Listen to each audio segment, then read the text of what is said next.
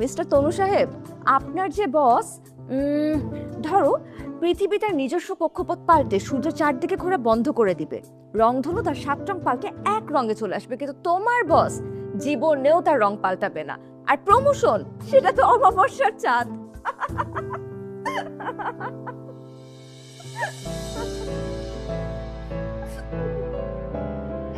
একটু মাংস দেই। না, আমি এটা শেষ করে নি। আচ্ছা।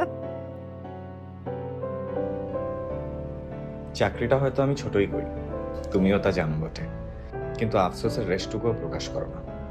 এই সীমিত চাওয়া পাওয়া নিয়েই যখন তুমি হাসো, যেন জীবনে বেঁচে থাকার মানে খুঁজে পাই। আমি তোমার কাছে চিরঋণী হয়েই থাকতে চাই। ধন্যবাদ প্রিয় শ্রী।